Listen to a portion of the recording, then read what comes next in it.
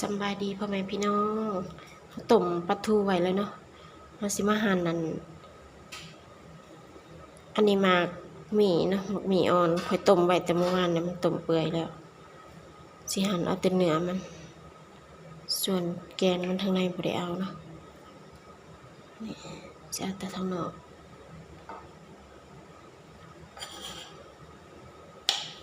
สิหั่นแล้วก็เอาไปลวกไปต้มรวมกับปลาทูแป๊บหนึ่งก็แล้วนะเพราะว่ามันเปื่อยแล้วบ่ได้ต้มโดน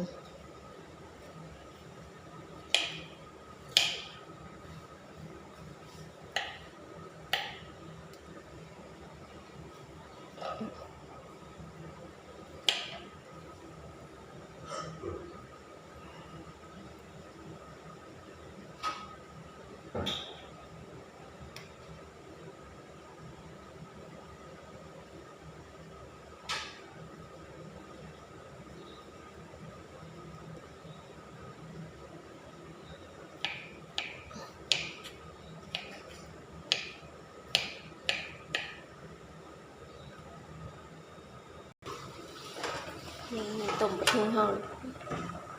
เอาใส่ผักหมี่ที่เราต้มแล้วใส่พอมันหอนแล้วก็ปิดไฟได้เลยไฟหมี่เปื่อยแล้ว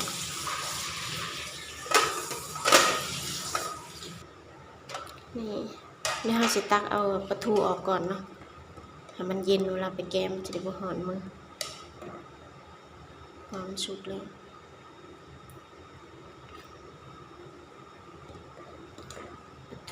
2 ตัวใหญ่ๆแล้วก็ตักผักพริกไปตำเนาะ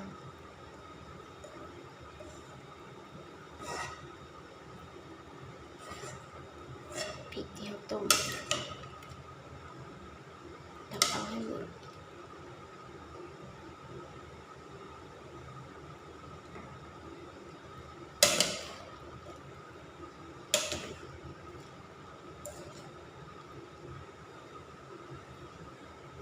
แล้วก็ปิดแก๊สได้เลยพอ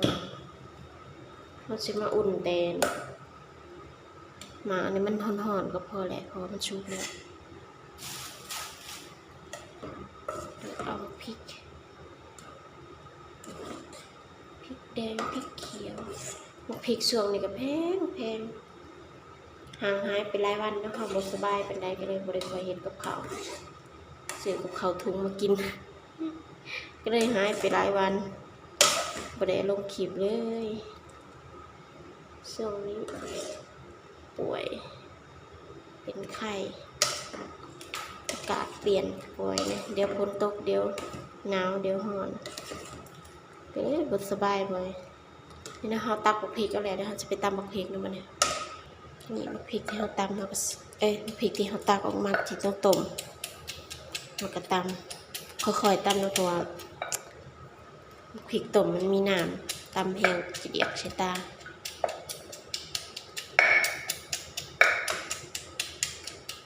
ต้องค่อยๆลูก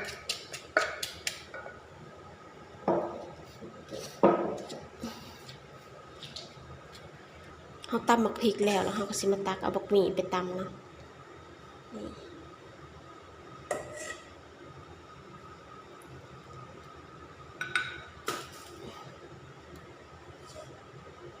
อันนี้เป็นอันต้นหอมเนาะใส่เป็นต้นเลยไปตำลงสิเก็บออกแต่ใบมะกรูดกับอันตะไคร้กับมะขามเปียกเขาบริใส่น้ำส่วนมะเร็งที่เขาใส่หน่วยหนึ่งเขาใส่ไปเลยนี่เก็บออกตะไคร้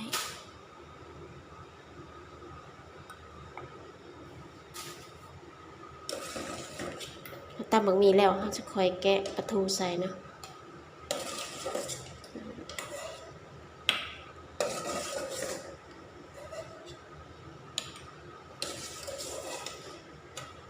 ปรุงกับง่ายเกลือเป็นนัวก็แล้วเนาะพอเขาใส่น้ำปลาแดกตอนต้มแล้วเขาก็ไม่ได้ใส่เพิ่มเนียนมักมี่ซุปมักมี่ปนมักมี่ไดเบิร์ดสื่อเดียวกันแล้วแต่เสียเอิญนี่เราก็ซิมตามแบบ ค่อยๆตำแล้วมันมีน้ำ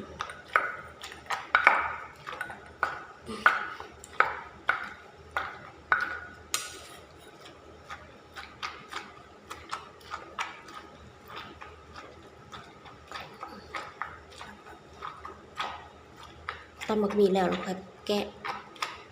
สีนปลาใส่น้ำแกะปลาทูใส่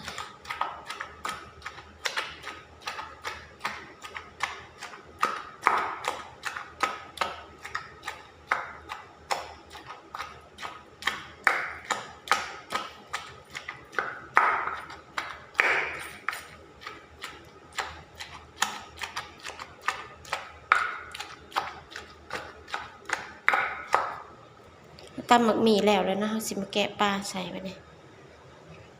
นี่เราสิเลาะเอาแต่เนื้อกระดูกเขากับเอา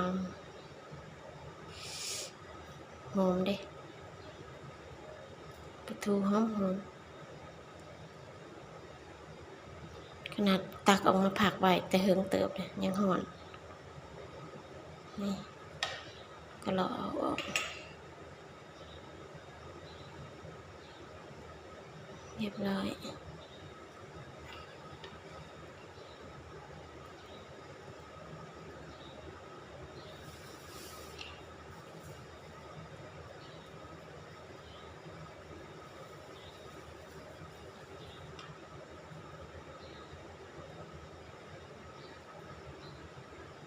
ต้องออกกระดูกให้เบิดนะงั้นเวลากินมันหยาบเอาแต่เนื้อสวย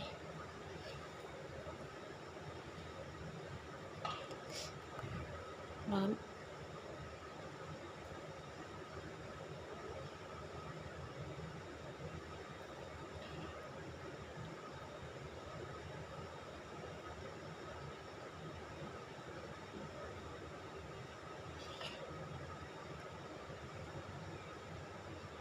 ดำๆนี่ก็ออกเพราะมันเป็นขี้คุ้มเลยถ้าออกคุ้มนิดแต่คุ้มกินได้แต่ก็ต้องออกสวย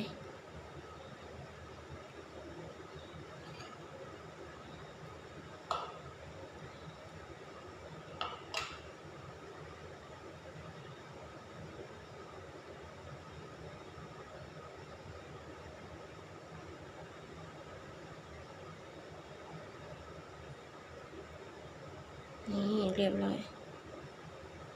ปลาทูของเรานี่สวยไหมจุ๊บ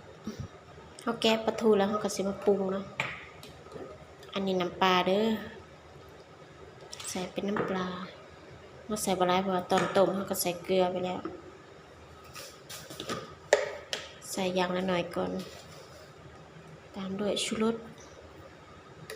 เป็นนัวในสไลด์เลยนะโอ้เหี่ยตามด้วยข้าวคั่วผู้ได้บ่มักข้าวคั่วก็ต้องใส่ก็ได้นะคอยหมักแบบใส่มันหอมดีใส่ข้าวคั่วแล้วก็ตำให้ปลาทูเข้ากันกับหมักหมี่ของเรานะแล้วค่อยใส่ต้นหอมเดี๋ยวใส่ข้าวคั่วลงไปแล้วมันสิหอม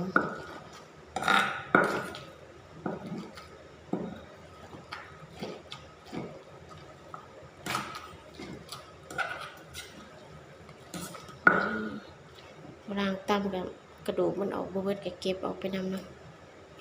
บางอันก็บ่ได้เห็นเลยนี่เนียนมักมีใส่ปลาทูของเราก็หอมตัวนี้หอมส่วนอันนี้สิเป็นต้นหอมผักชีแล้วก็ใบสะระแหน่เนาะใส่ลงไปเพิ่มความเป็นตาแซ่บ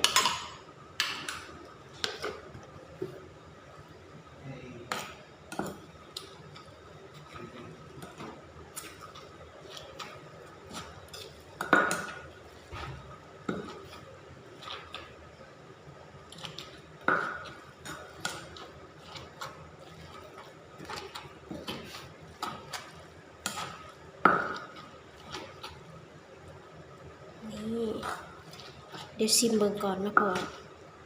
บ่พอดีหยังเฮาก็เพิ่มได้ถ้าปรุงเทื่อละหน่อยก่อนปรุงเค็มหลายเดี๋ยวบ่แซ่บเดี๋ยวชิมก่อนเนาะขออนุญาตใส่มือเด้อ